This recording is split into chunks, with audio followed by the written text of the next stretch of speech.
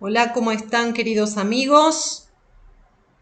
Está falando Virginia Damario desde a cidade de São Paulo, Brasil. Estamos dando continuidade com este curso da metafísica cristã, da Bíblia.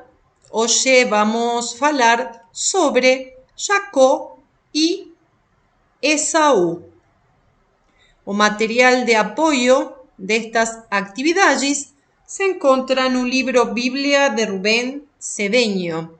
Também vocês podem encontrar todos os documentários do mesmo autor, Rubén Cedeño, no canal de YouTube Vídeos Rubén Cedeño. E antes de começar com o próprio tema de Jacó e Esaú, vamos relembrar um pouquinho sobre Abraham e Isaac, que estivemos falando nas aulas anteriores. Abraham representa a fé no futuro, o desprendimento do passado, o raio azul, toda a força, a vontade, o poder, a proteção e o sacrifício. Lembremos que no ensinar de Mambré, 3 anjos apareceram para Abraham e anunciaram que ele teria uma imensa descendência e que ia ter um filho. Como ven, esses anjos estão representando a chama crística com as cores que vocês veem nessa bela fotografia, azul, amarelo e rosa. E Mambré se encontra no território palestino, perto do Hebrón, onde está o túmulo de Abraham. Nesse lugar se aparecem esses 3 anjos para Abraham e vão anunciar que ele ia ter um filho com sua esposa Sara. Eles não acreditaram porque Abraham tinha nesse momento 100 anos e a Sara tinha 90 anos, já estava com a menopausia. Então começaram a rir, tanto quanto alguns estudantes de metafísica cuando están pasando por exemplo, por um bairro muito bom, de pessoas de um alto nível, como pode ser aqui Alphaville, e alguém fala, eu vou comprar uma mansão aqui, e eles começam a rir, porque acham que é um impossível, e sabemos que nada é impossível para Deus. Eles, Abraham e a esposa, também se riram, porque como dentro da cabeça deles era como impossível ter um filho. E os anjos então falaram: acaso há algo impossível para Deus? Vocês têm que se perguntar isso. É impossível alguma coisa que você tenha que manifestar para Deus? Para Deus não há impossíveis. E podemos decretar todos juntos: Deus em mim pode tudo. Deus em mim sabe tudo. Deus em mim ama tudo. Deus em mim embeleza tudo. Deus em mim cura tudo. Deus em mim pacifica tudo. Deus em mim liberta tudo. Obrigado, Deus.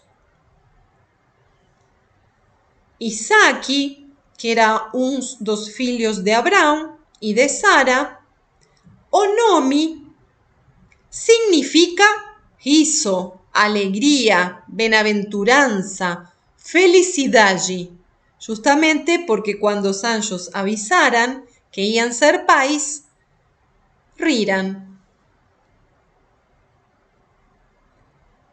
Lembremos um pouquinho do sacrifício de Isaac, que falamos a semana passada. Deus pede para Abraão que leve seu filho Isaque no topo de uma montanha onde havia uma pedra que ia ser sacrificado seu filho Isaque. Deus, imaginem, coloca uma prova de fé muito grande para testar essa rendição a Deus de Abraão. A que se cumpra a vontade de Deus. Isso também tem um significado metafísico. Sacrificar um filho por ordem de Deus simboliza que há que desprender-se dos frutos que se geram, das obras que se fazem e oferecê-las a Deus em sacrifício, porque nada somos y nada nos pertenece. Rubén Cedeño. Significa que cuando prestamos un servicio, ayudamos a alguien y no estamos pendentes dos resultados, de ficar contando para tudo, para todos, quando renunciamos a nossa felicidade para nos render à vontade de Deus, felicidade que pode ser, em vez de vocês estarem escutando essa aula, vocês podem falar que a felicidade te traz estar em um barzinho, tomando uma cerveja, ou dentro de uma piscina, que hoje estamos com calor de 40 graus aqui em São Paulo, em vez de estar escutando essas atividades, essa felicidade que, como sabemos, é uma felicidade externa, aparente, que não é uma felicidade interna, que vai ter um começo e um final. Mas também pode ser renunciar a esse tipo de felicidade para poder estar presente na sua atividade de metafísica. Voltando a Abraão, quando ele ia matar Isaque, sacrificando essa bem-aventurança, essa felicidade que significava o seu filho Isaque, por cumprir a vontade de Deus, se encontrou que não tinha que matá-lo.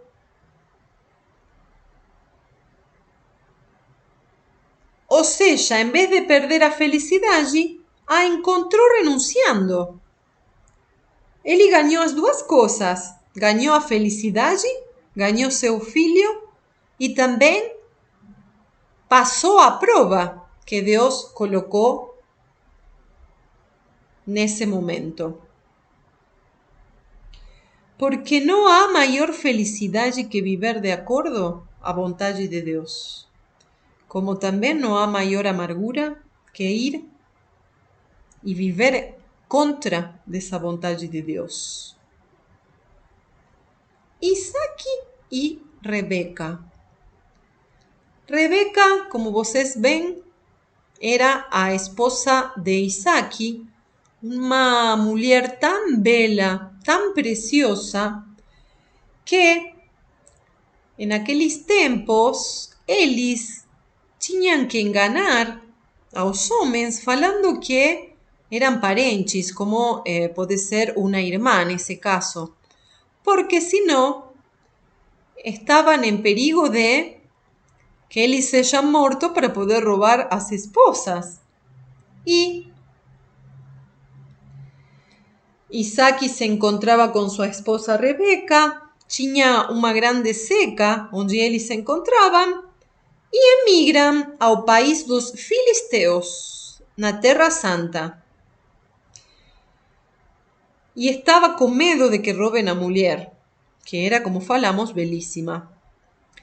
O rei dos filisteus, que se chamava, deixa-me ver aqui que é um nome difícil, Abimeleque, ele acaba descobrindo que não eram irmãos, que não eram parentes, e que sim, eram esposos. Mesmo assim que eles tinham mentido, o rei ofereceu hospitabilidade, ajudou, porque viu que Isaac era um homem de bem, que tinha a bênção de Deus. E naquele país dos filisteus, Isaac sempre prosperava, ia cada vez melhor, tanto que gerou uma inveja em muitos filisteus. E o rei aí entrou em conflito e teve que falar para Isaac: por favor, Isaac, você poderia ir um pouquinho mais longe para não ter tantos problemas aqui com meu povo, né? Aí Isaac, sempre sem problemas, positivo, falou: claro, eu vou bem longe daqui. Foi um pouco mais para lá, se foi no deserto. E o que aconteceu? Como Isaac era um homem de paz, no deserto ele começou a cavar poços. E cada vez que escavava a areia do deserto, saía água. Aí chegavam os filisteus a reclamar que esse poço pertencia a eles. Ah, eles sem problemas. Não tem problema. Eu deixo para vocês e vou um pouquinho mais longe. Outra vez, escavou outro poço e saiu água. E aí chegava outro filisteu falando que a água era dele. Então ia para outro lado e por terceira vez escavou outro poço, saiu água e aí deixaram ele tranquilo, porque viam que era o direito de consciência dele, que sempre ia ter água, ia prosperar. Isaac era um amante da paz. Emmett Fox diz: na Bíblia, os poços e as fontes simbolizam o contato com Deus. Os pensamentos e ideias sempre novas que fervem na consciência.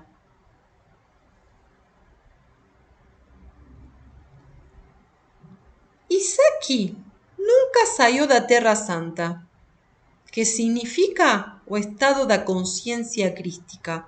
Por isso, era feliz.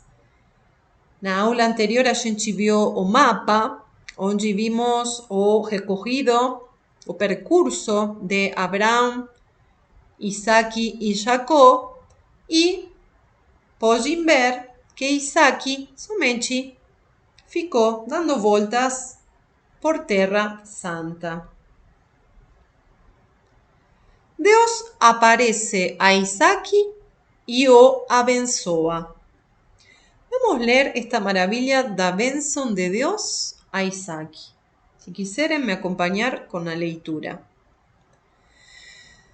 Que diz Deus a Isaac? Peregrine e more nesta terra que eu indique, e serei com você, e lhe abençoarei, porque a você e a sua descendência darei todas essas terras, e confirmarei o juramento que tenho jurado a Abraão seu pai.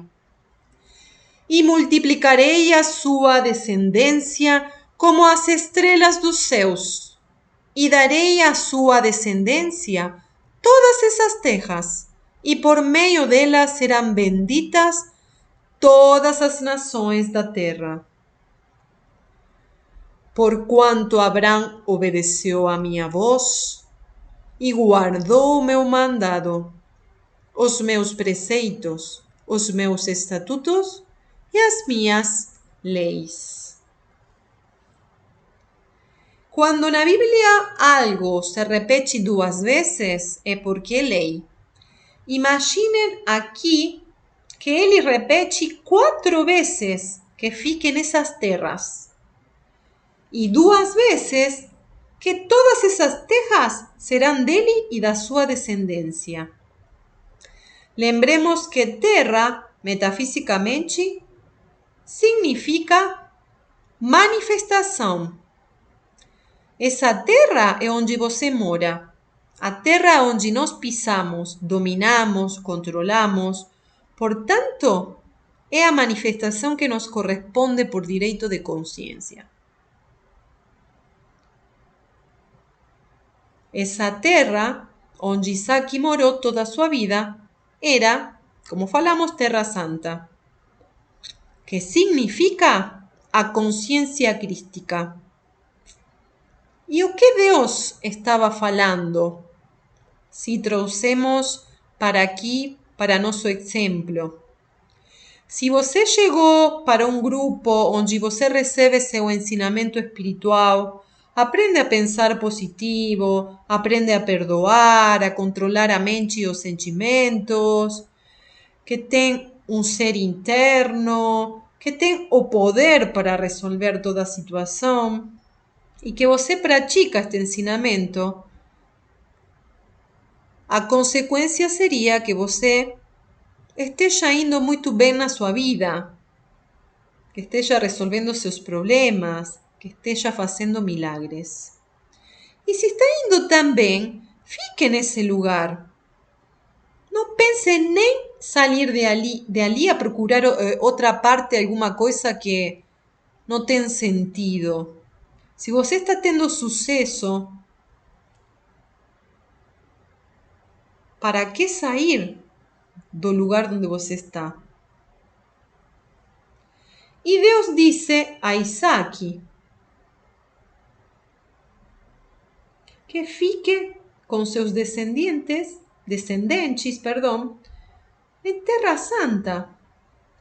Se você vê no seu grupo espiritual que seu facilitador está bem, está indo bem, está resolvendo e manifestando coisas boas, solucionando situações, porque não quer dizer que seu facilitador não tenha situações a resolver, que é um ser humano comum, como todos vocês, mas que tem essas ferramentas que a metafísica dá para poder superar aquelas aparências de crisis, de situações que se precisam transmutar. Se você vê que seus companheiros também estão melhorando, para que você vai sair de aí? Porque se você vai embora porque você vê os defeitos por aí do seu facilitador, de seus companheiros, e vai para outro grupo, vai para outra religião, ou vai para a rua mesmo, você vai encontrar outros seres humanos com os mesmos defeitos. Porque corresponde a vocês aprender e superar isso.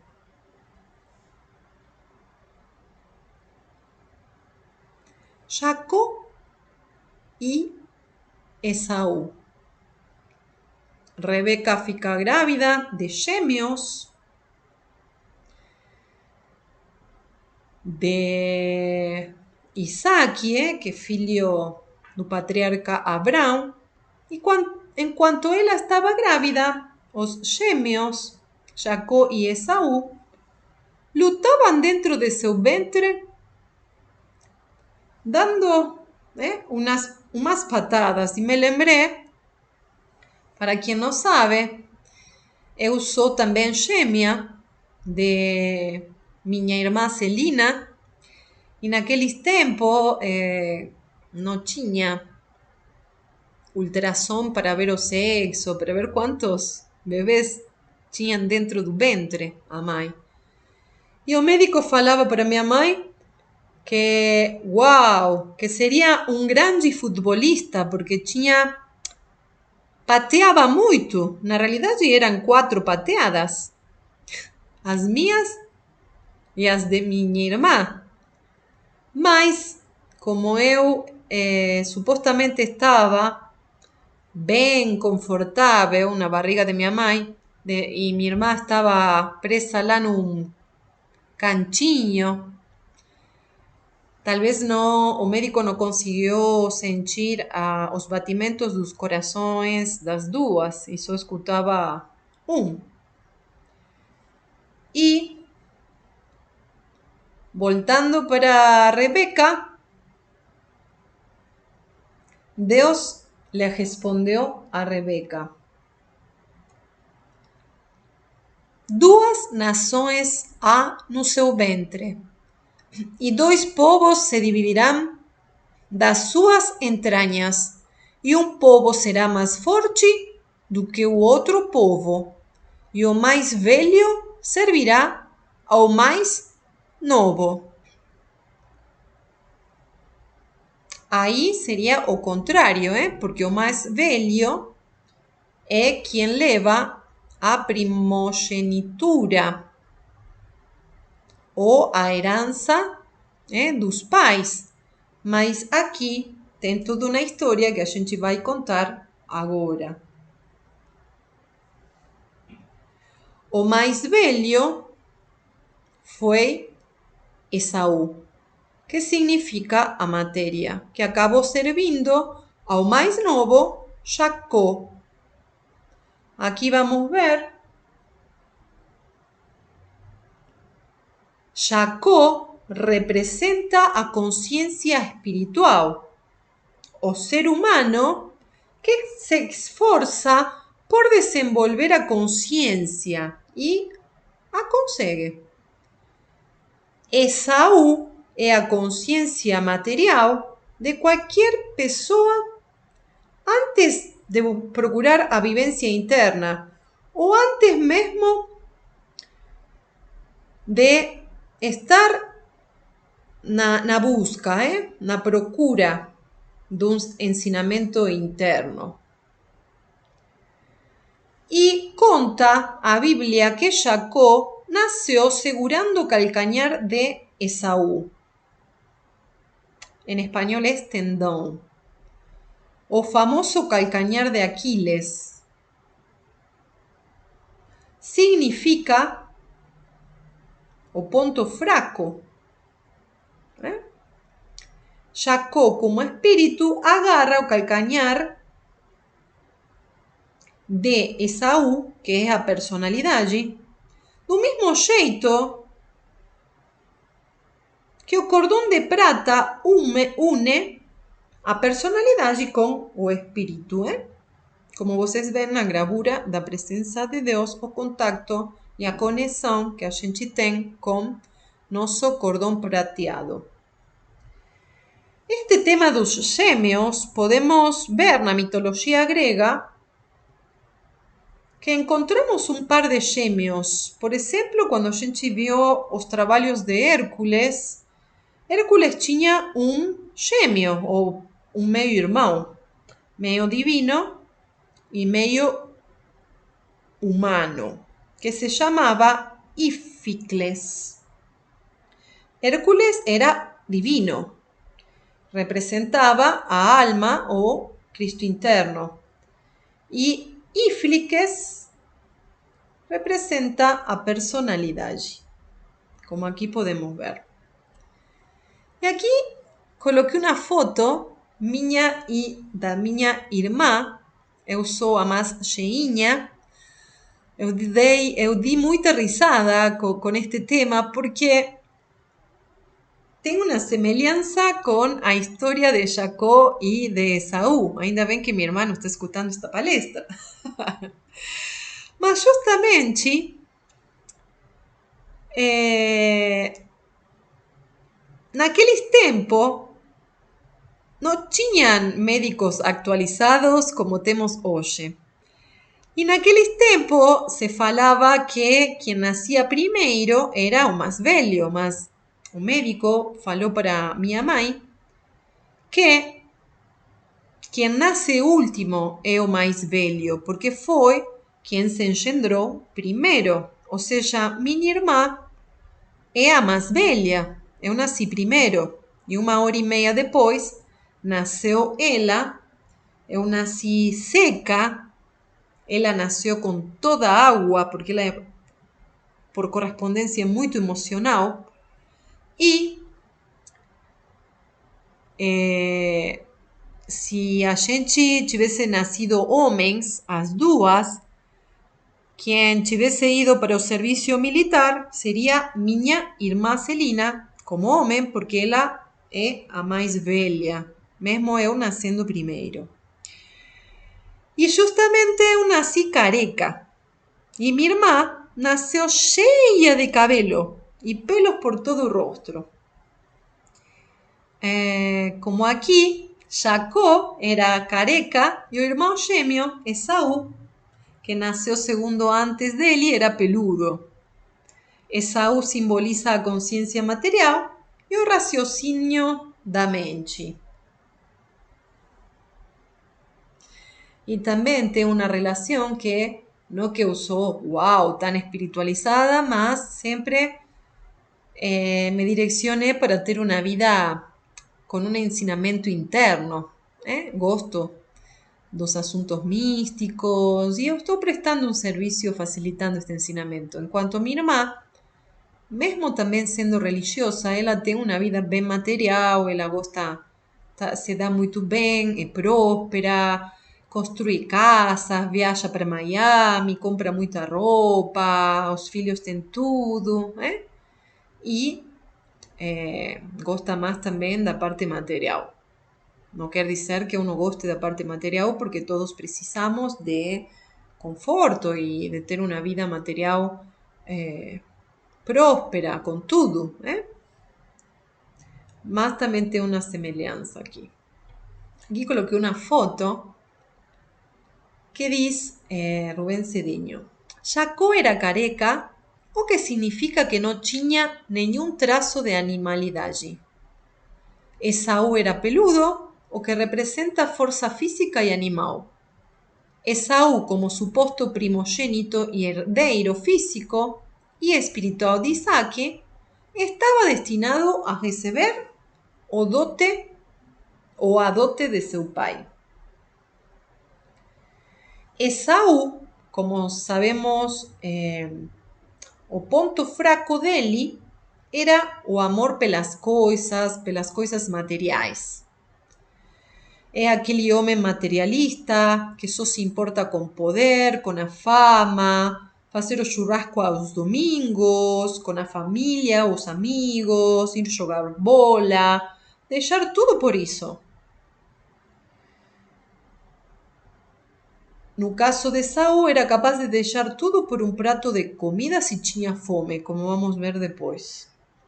Esaú que era o mais velho, era o preferido do pai, de Isaac, que era, ele era um homem forte, gostava de caçar, mas não pensava muito Esaú. Já Jacó era tranquilo, gostava de ficar filosofando com sua mãe, Rebeca. Não era tão chamativo para seu pai.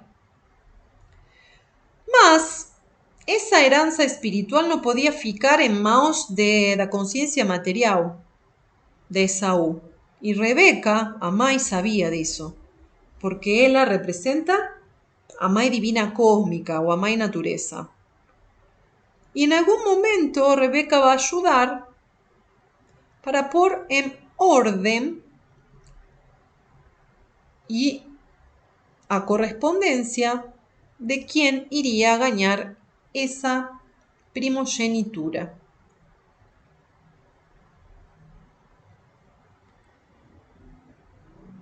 E, justamente, Jacó, a palavra Jacó, representa a substituição, o suplantador. Ele é o suplantador, aquele que ocupa o lugar do outro. Já o nome dele estava anunciando que iria ocupar o lugar do seu irmão.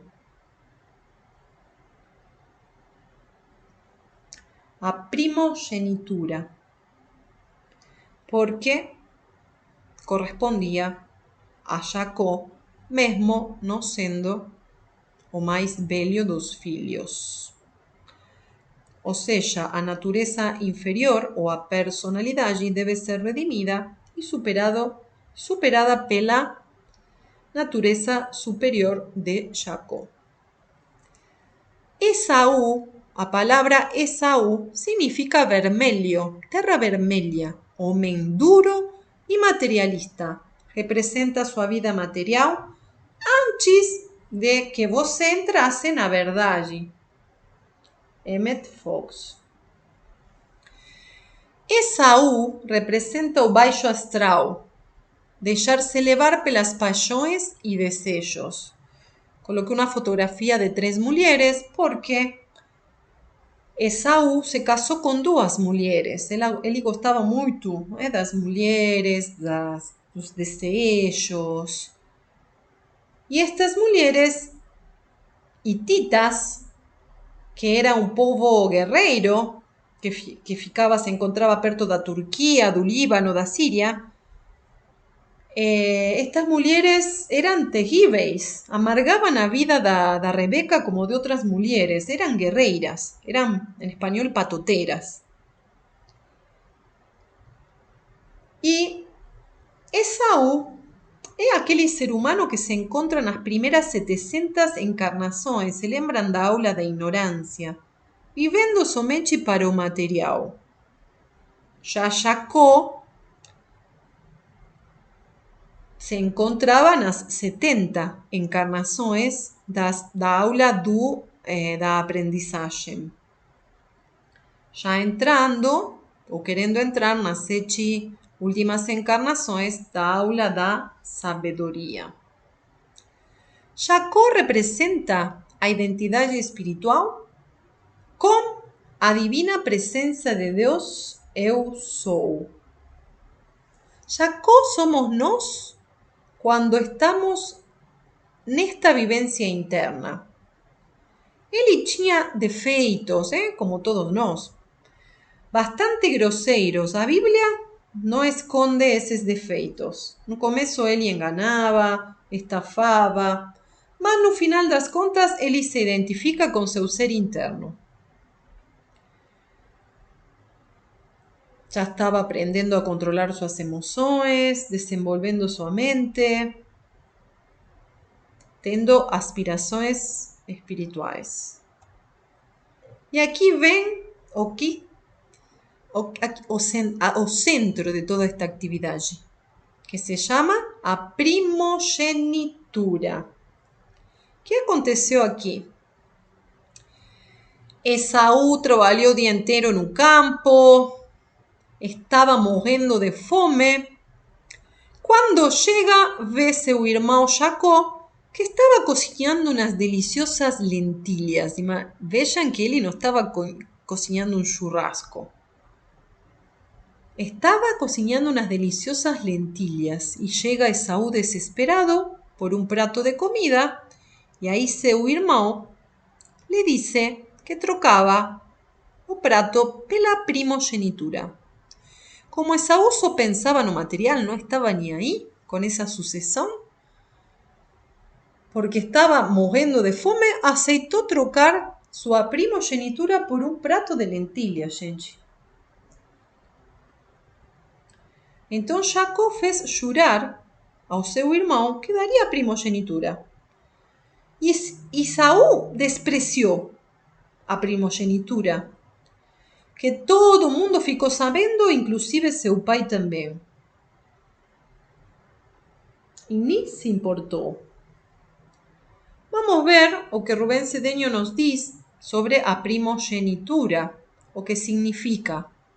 Dignidade, as prerrogativas ou os direitos que um filho primeiro tem de receber a transmissão da herança, os poderes e as bênçãos paternas. Existe a primogenitura sanguínea, que permite estabelecer direitos sucessórios e hereditários dos filhos primogênitos, dos que não gozam outros filhos do mesmo pai. Depois temos a primogenitura moral, privilégios que uma pessoa outorga a outra por carinho, confiabilidade, inteligência e capacidades, como por exemplo, entre um gerente e seu subalterno, ou entre um diretor e um subdiretor. Hoje, com estas leis, hoje em dia todos os filhos recebem a herança dos pais por partes iguais, mas nas casas reais Los títulos nobiliarios son herdados pelos primogénitos. E em algunos países ainda hoje os primogénitos têm direitos hereditários por cima dos outros irmãos. Quando falamos dessa primogenitura moral, é que se deposita a confiança, os segredos de como avançar no trabalho, seria a mão direita, de um chefe, de um gerente. Primogenitura espiritual, aquí donde nos vamos a concentrar, que estamos hablando de este relato interesante. O a primogenitura discipular. O primeiro discípulo, o mais antigo, fiel, sábio, colaborador e próximo, sempre tem o privilégio de receber a primogenitura da parte de seu mestre, Rubén Cedeño. Colocamos esa foto, como podemos ver, vemos a San Pedro que Jesús dá as chaves do templo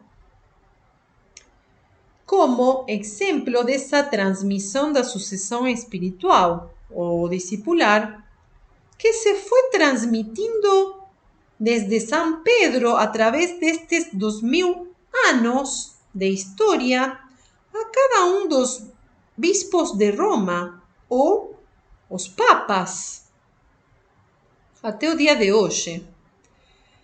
E na Bíblia aparece esse relato de San Pedro quando Jesus diz: Pedro, sobre esta pedra edificarei ou construirei a minha igreja.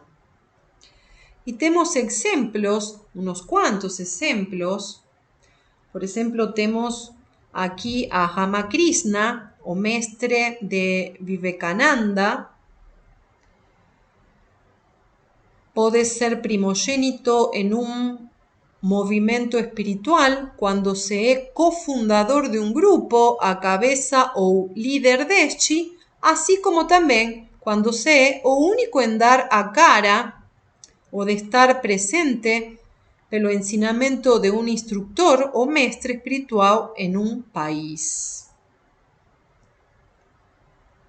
Ramakrishna, o mestre, e Vivekananda, o discípulo escolhido, onde Ramakrishna deposita a confiança de poder guiar os discípulos antes dele desencarnar, ou ir para o Mahaparanirvana. Ramakrishna disse a Vivekananda: deixo estes jovens ao seu cargo, cuide deles, que desenvolvam sua espiritualidade e não voltem para casa. Não significa que serão raptados, e sim que não voltem para essa vida mundana que tinham antes do ensinamento. Existe também um caso muito especial de primogenitura espiritual, quando um líder ou mestre deposita num discípulo toda a sua confiança, ensinamentos, segredos, confidências e demais detalhes difíceis de enumerar. Aqui vemos na fotografia a Gautama no centro e ao seu redor os discípulos. Está falando aqui Rubén Cedeño quando o estudante se torna a mão direita de um facilitador e ele deposita toda a sua confiança, passa informação privada que não passa para os outros estudantes. Vemos na foto Gautama e vemos também do lado direito da sua tela a Maha Kasyapa, aqui. Embora Gautama não deixou um sucessor, quando Gautama facilitava o ensinamento, tinha dois discípulos que eram a mão direita de Gautama. Um era Sariputra e outro Mahamogalliana. que eran como os chefes do sanga, os chefes do grupo. Mas eles desencarnaran antes que Gautama. Quien sobrevivió después fue Mahakasyapa, que Gautama también dice que Mahakasyapa era quien mejor comprendió su ensinamento.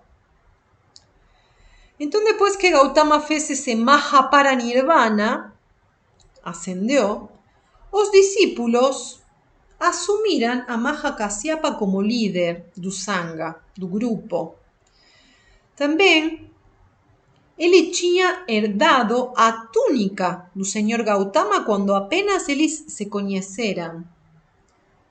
Gautama tinha presenteado com sua túnica e também deixou a tigela, que em espanhol é escudilla, para Mahakasyapa, demonstrando que ele ia ser seu sucessor. Quando Mahakasyapa está por também chegar seu nirvana, vai para o Cucutapada. A gente tem uma palestra interessantíssima da montanha Cucutapada, onde ele entrou na montanha e nunca mais saiu. E Mahakasyapa então deixa sua tigela, a herança discipular, para Ananda. A bênção da primogenitura é algo muito grande. Concede privilégios, oportunidades, direitos, prerrogativas, condescendências, considerações, sabedoria e muito mais. Aqui vemos também uma fotografia do Sri Yustishwar, o mestre de Paramahansa Yogananda, e essa sucessão discipular. No entanto, tudo isto pode ser perdido por ignorância, por ambição, ao não valorizar o que se tem e aspirar indevidamente a outras coisas, abandonando o melhor, deixando o de maior importância pelo de menor importância, em outros casos, por estar entre duas águas, por não se definir ou simplesmente por trair. E falando disso, a gente tem muitos exemplos na metafísica de perder essa primogenitura que representa Esaú, de pessoas que perdem de ser mãos direitas, os facilitadores, por desejos de poder, por desejos de controlar, quando querem roubar aos seus estudantes do seu facilitador, que pegam a agenda do mestre para ligar os estudantes convidando para outros eventos, outros congressos, como se esses estudantes fossem um número de telefone, e ficam sem nada, se perde tudo. Também quando ficam escutando a outro suposto, entre aspas, mestres que os confunde, dizendo outras coisas que não são a verdade, como que os raios não são 7, são 12, que os chakras são de outras cores, que o tal mestre não existe. E o estudante falto de discernimento acredita deste qualquer oportunista que aparece por aí, entra em discussão e conflito com o facilitador e também perde a primogenitura.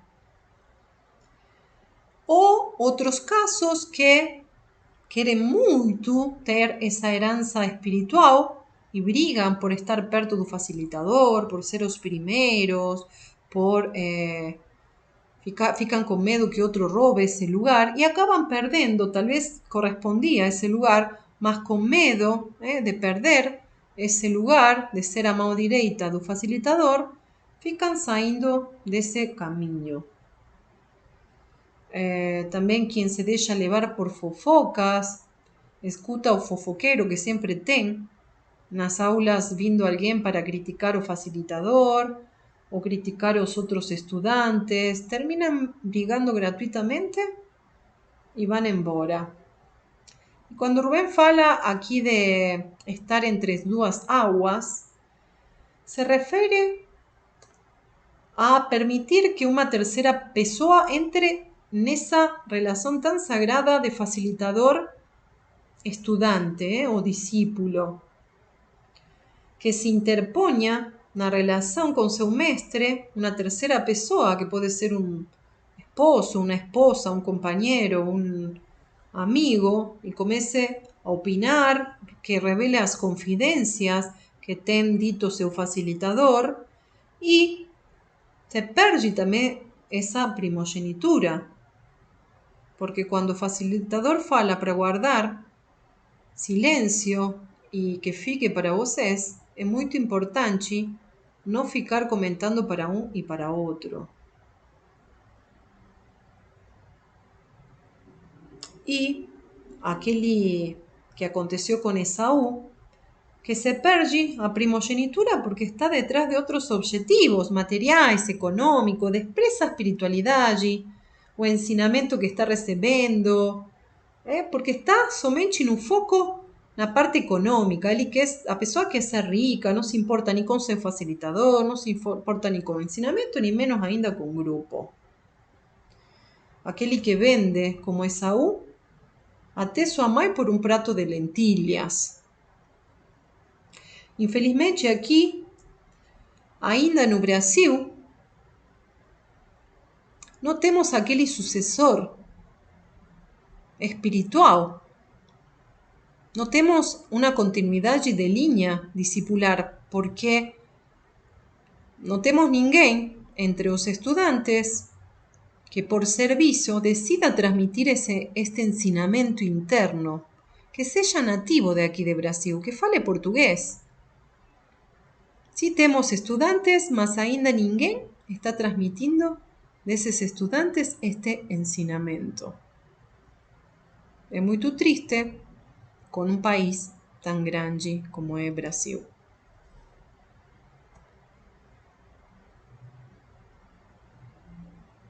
Pessoas como Esaú. Existen pessoas como Esaú que por vigaristas, vaidosas, obstaculizadoras, mudam sua primogenitura espiritual por um prato de lentilhas, fazendo que predomine a personalidade e a materialidade.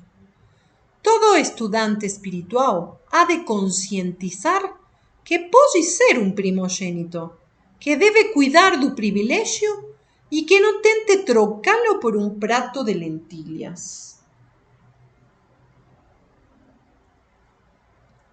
A bênção da primogenitura é a sucessão discipular, ou a linhagem que se transmite de mestre a discípulo e que se eleva no silêncio da alma, porque quando se presume dela, se perde.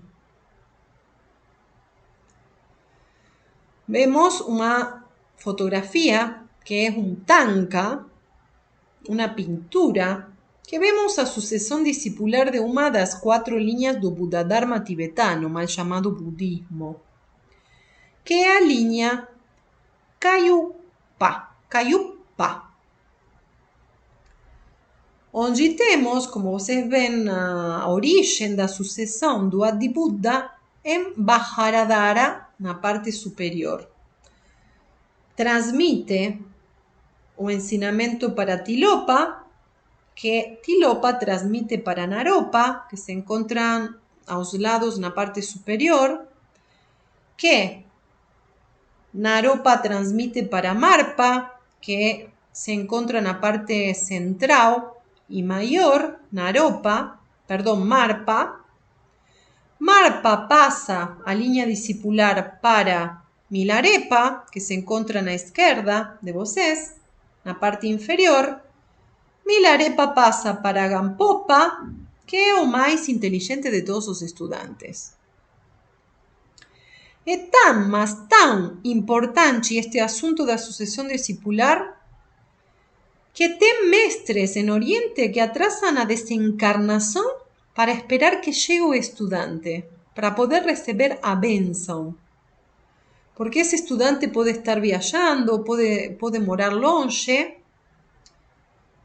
e se espera até que llegue o discípulo. Tem outros casos, como o caso de Milarepa,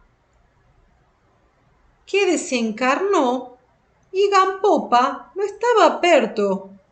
Quando estavam preparando o corpo para a cremação, chega Gampopa, seu discípulo. E o que acontece? Milarepa ressuscita, dá a transmissão da sucessão discipular e volta a desencarnar e aí o creman. Que maravilhosa essa história.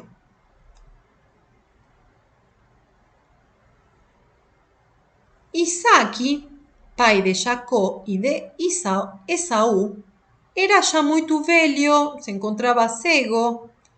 Era tempo de dar ao seu filho mais velho, Esaú, os direitos da primogenitura. Para isso pediu que caçasse uma presa, lhe preparasse um bom guisado e depois de comê-lo daria a bênção, mesmo que não correspondia para Esaú, porque ele tinha desprezado por um prato de lentilha, como vocês poderão ver. Isaac ia dar a sucessão para Esaú.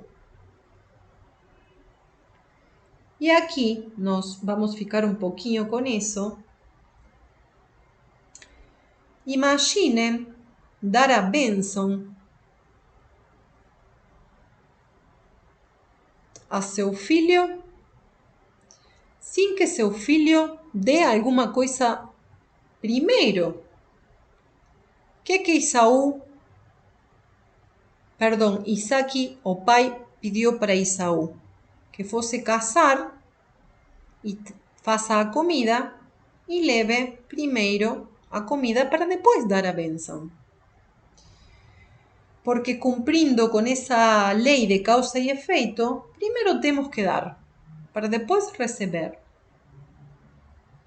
Em Oriente é um fato, é lei, mas ainda aqui no Ocidente não estamos tão conscientes disso, mas não podem se apresentar diante de um mestre para receber o ensinamento com as mãos vazias. Algo tem que levar. No final pode contribuir com uma doação amorosa e voluntária, ou pode contribuir de outra maneira, levando uma flor, ajudando, fazendo um serviço, levantando as cadeiras, ficando na livraria, levando ao seu facilitador até a casa, por exemplo. E mais ainda, se você faz um tempo que não vê seu facilitador, levar um presente, algo, como retribuição por esse ensinamento. Em Oriente se respeita tanto que ninguém vai para a casa do seu guru com as mãos vazias. Eu tenho amigos orientais que sempre quando vão às casas, mesmo que não sejam guru nem nada, vão para as casas das famílias, de uns amigos a visitar, levam sempre frutas, comida, nunca chegam com as mãos vazias. E, mesmo que seja uma flor. Então, no Buda Dharma, no budismo, quando um ocidental se apresenta frente a um lama, na porta tem os discípulos que por questão do custo de umas moedas, dão e vendem uns cachecóis, que são umas bufandas, para que essas pessoas, quando se encontrem e vejam o lama, não estejam com as mãos vazias. E Rubén Cedeño diz, para poder receber, primeiro tem que dar. O ensinamento e os privilégios espirituais de um mestre se recebem porque o beneficiário deu muito de si a essa pessoa, obedecendo ao princípio de causa e efeito.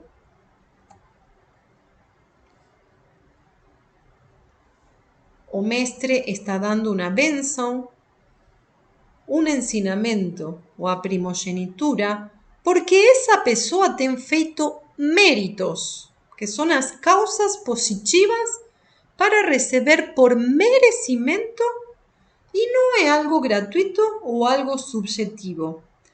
Porque o facilitador gosta de um estudante, vai dar a primogenitura. Não, temos que ter muito mérito, prestado muito serviço, para poder ganhar uma sucessão espiritual. Devemos ficar pertinho do facilitador, estar atento no que o facilitador precisa, de como ele está. E não é o facilitador que tem que estar detrás dos estudantes. E Krishna, um Cristo encarnado no Bhagavad Gita, um dos livros sagrados muito importantes que vocês deveriam ter na biblioteca de suas casas e ler, Krishna diz, quem recebe o ensinamento e não dá nada em troco, ou em troca, é um ladrão. Como conhecemos na igreja católica, também os cristãos que dão, os evangélicos dão o dízimo, por receber a bênção do ofício da missa, na igreja católica se dá dinheiro durante o ofertório.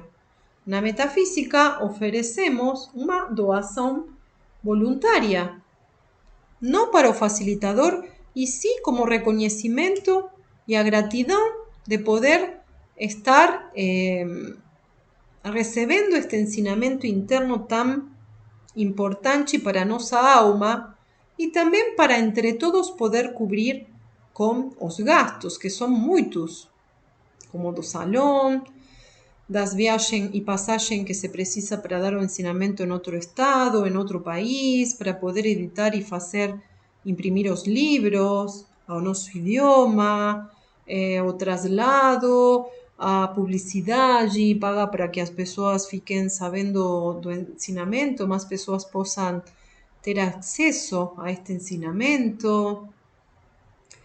E sabemos que sempre temos que dar na vida em si, retribuir a vida, que dando se recebe. Sempre é assim.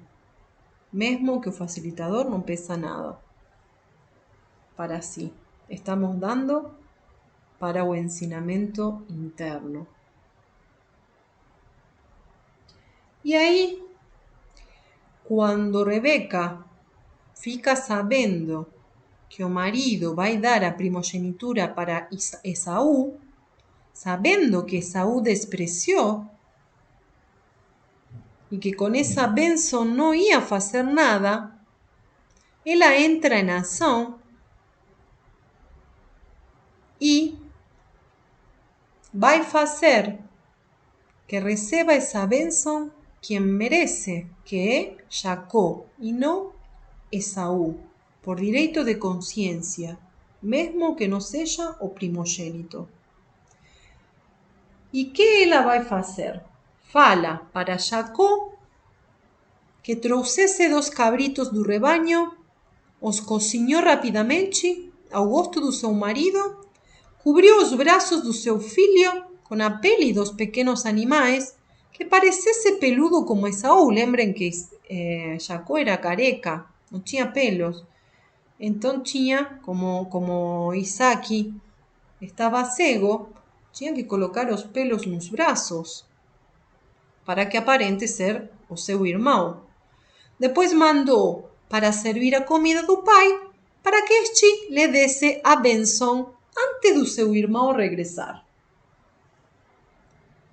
Aí, fazendo-se passar por Esaú, Jacó disse a seu pai que comesse o rico guisado que lhe tinha acabado de preparar. Mas Isaac, que estava cego, respondeu: a sua voz não é a de Esaú, mas é a de Jacó. Aproxime-se para que toque você, a ver se está peludo, e assim me assegurar de que é Esaú. Lembrando que Jacó tinha colocado as peles dos cabritos, Isaac acreditou que era Esaú. Ainda não convencido, Isaac perguntou a Jacó: "Você é Esaú?" E Jacó respondeu: "Eu sou."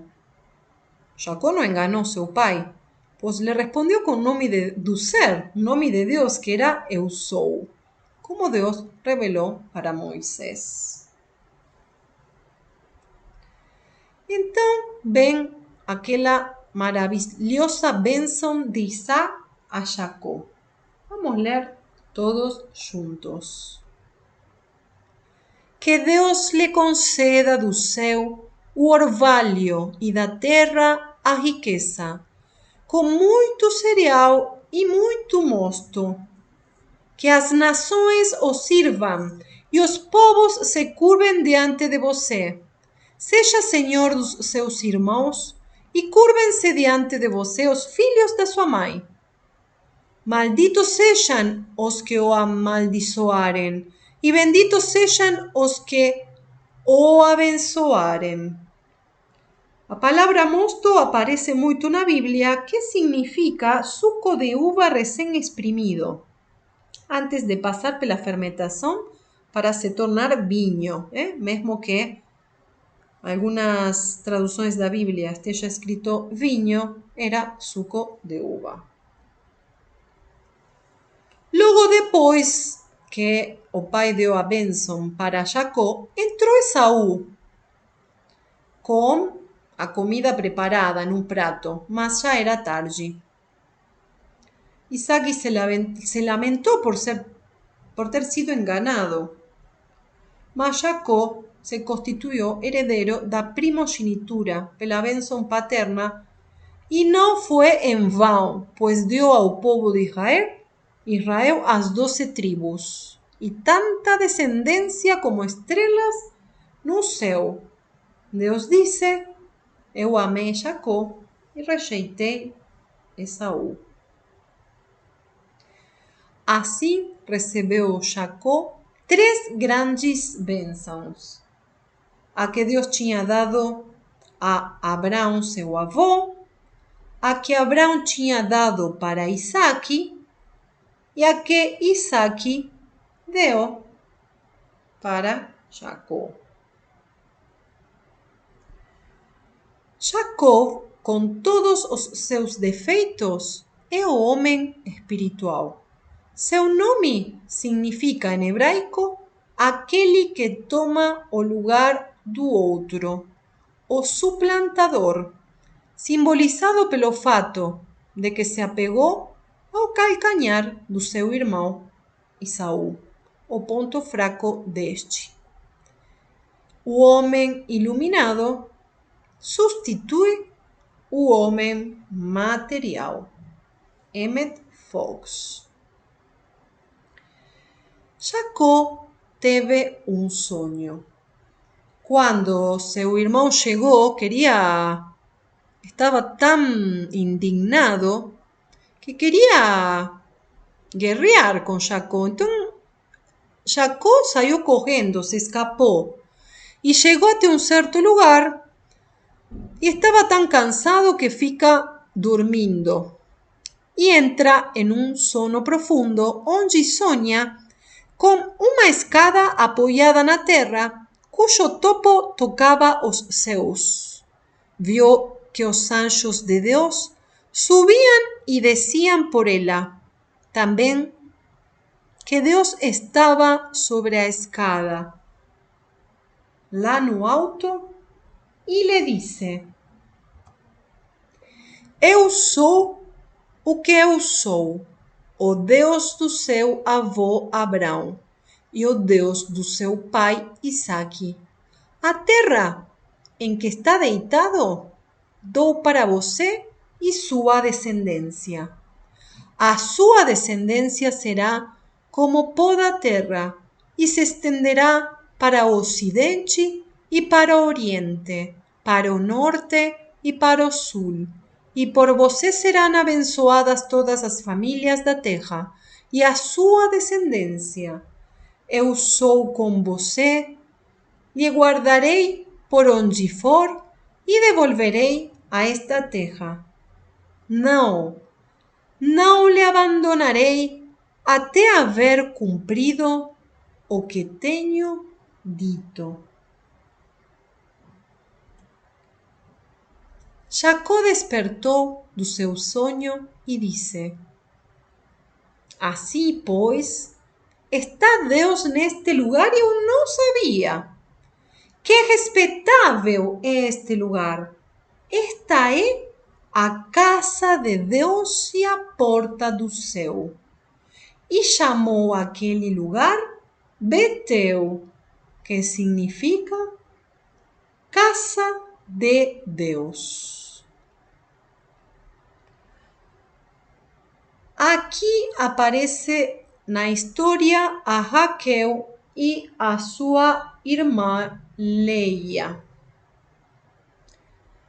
Jacó se escapa naquela bagunça, quando chegou seu filho, seu irmão Esaú, teve que sair correndo e vai para a casa de irmão da mãe Rebeca, um tio chamado Labão.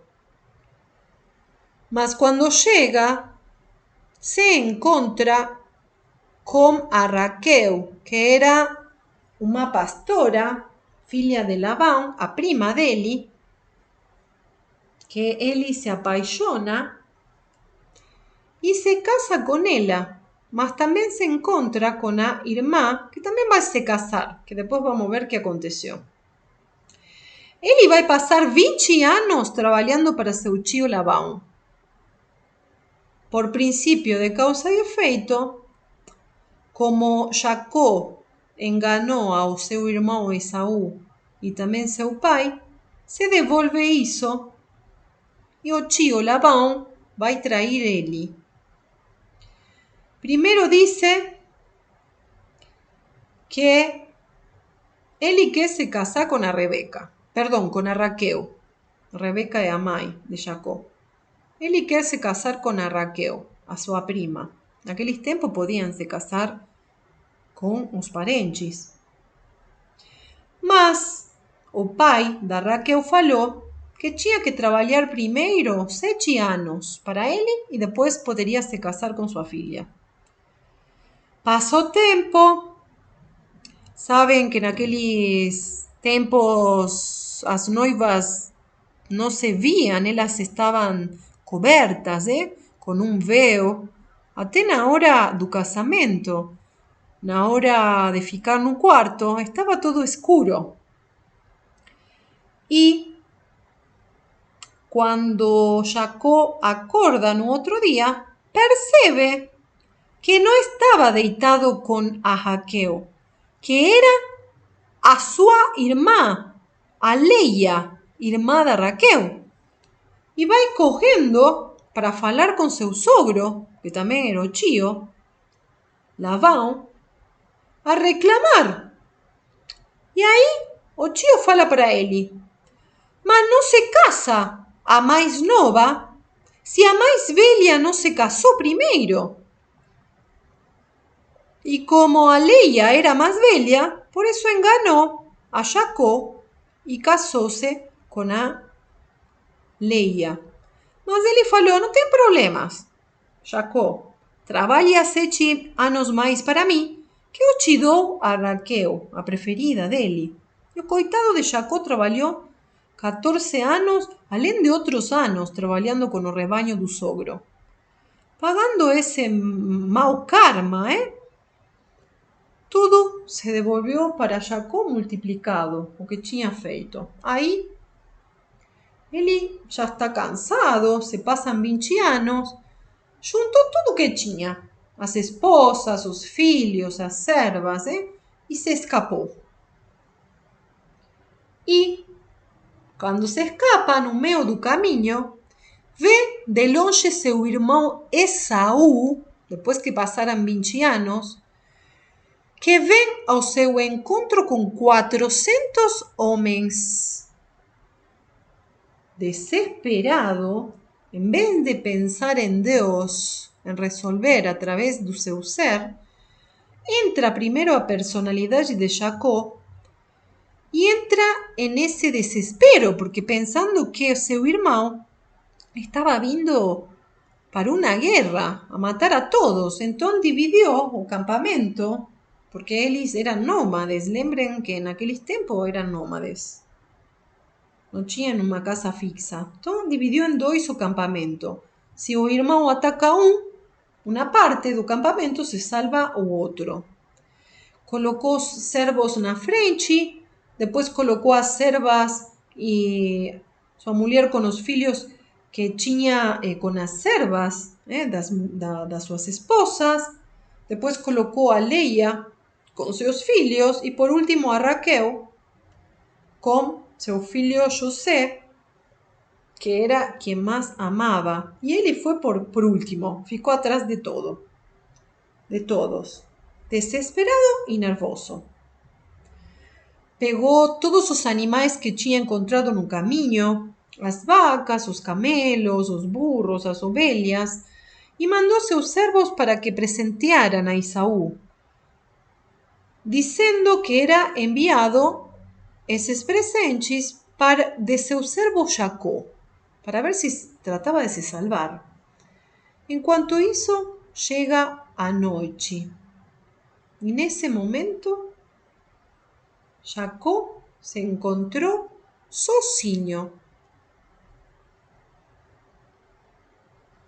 Chegou a noite, Jacó ficou sozinho e veio um homem, não se sabia se era um homem ou um anjo, que começou a lutar com ele até o amanhecer.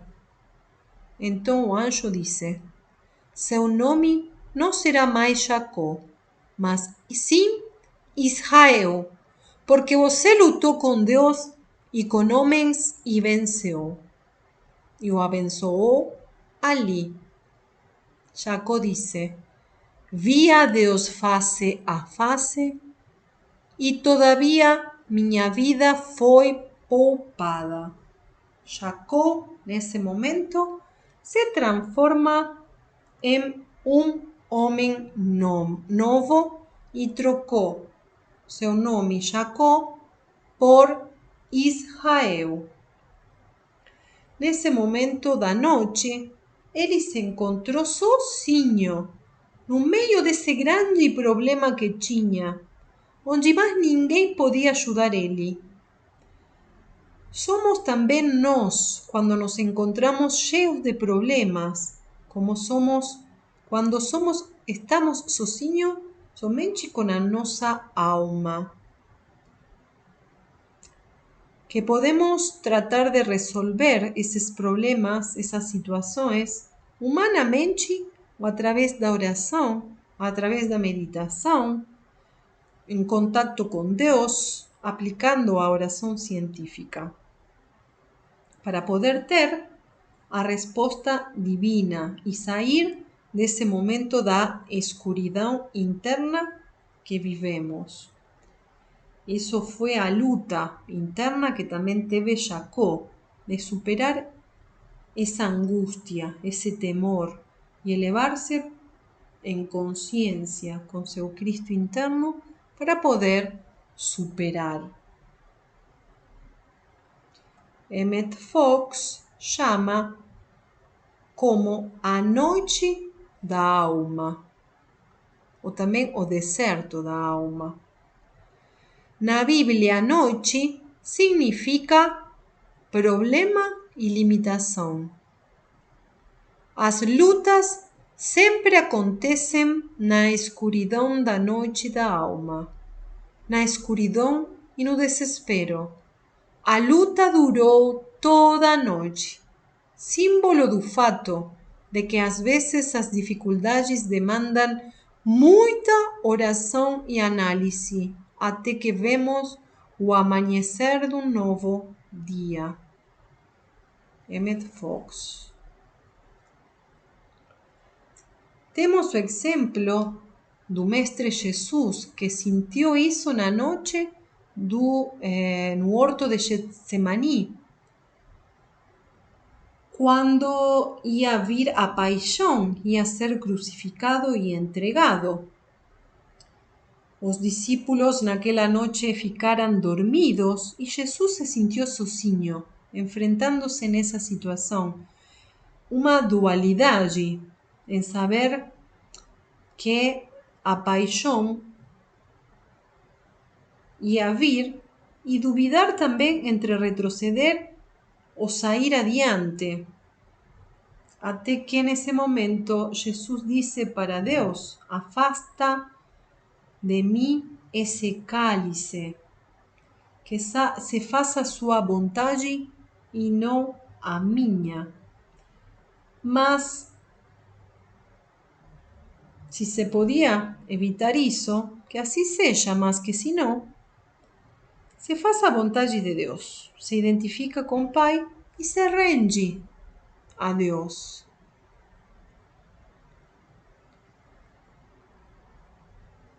Jacó é chamado Israel. A palavra Israel tem 3 sílabas. Is provém da mãe Isis, que significa princípio divino feminino.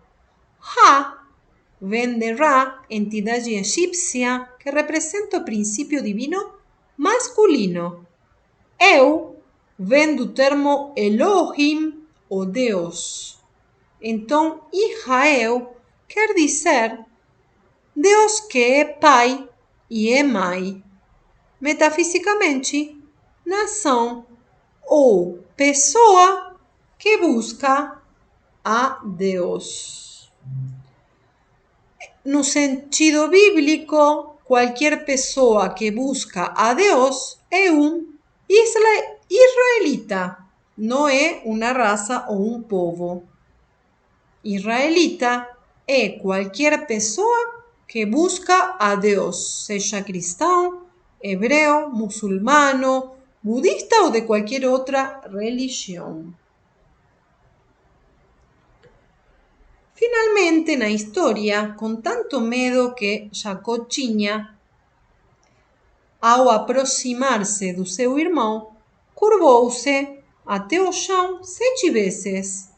Mas Esaú correu ao encontro de Jacó e o abraçou ao seu pescoço e o beijou. E os dois choraram. Que felicidade e final feliz. E podemos dizer: obrigado, Deus, porque o amor sempre triunfa.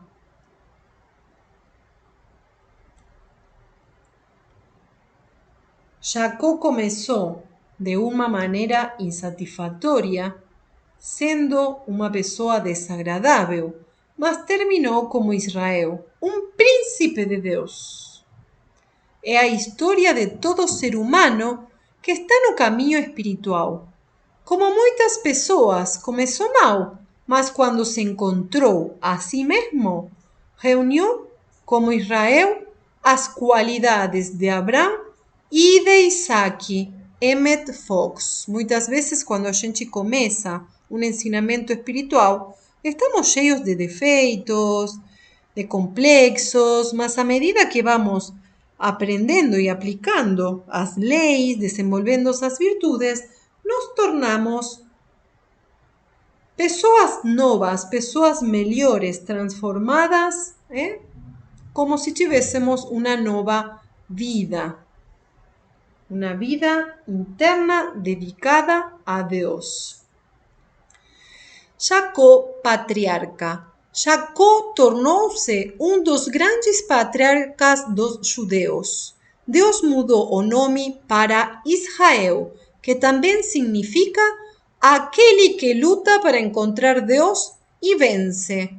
Este é o nome atual de sua nação. Ele procriou 12 filhos, entre os quais está José, que formaram as 12 tribos de Israel, e estas se espalharam por todo o mundo. Na próxima atividade vamos falar dessas tribos e de José. Muito obrigada, Lembrem sempre desse sonho de Jacó e dessa escada que leva até o Deus, que sempre vai te dar as respostas a todas as situações que você possa enfrentar, elevar sua consciência a Deus. Primeiro, sempre Deus. Ele dará todas as respostas e triunfarão na vida. E deixem de lado a sua personalidade. Vamos, para finalizar, realizar a bênção da contribuição voluntária e amorosa, como todas as semanas pedimos, para poder seguir com esta expansão da luz. Vamos todos juntos repetir. Amada presença de Deus eu sou, abençoa e multiplica esta doação amorosa e voluntária, que retorne nas minhas mãos milionificada em mais dinheiro e toda coisa boa. Esto peço para mim, para meu grupo espiritual e para todo mundo. Obrigado, Deus, que assim é. Muito obrigado. Tenham um excelente fim de semana. Fiquem com Deus e nos encontramos o próximo sábado às 16 horas com o favor de Deus. Beijo.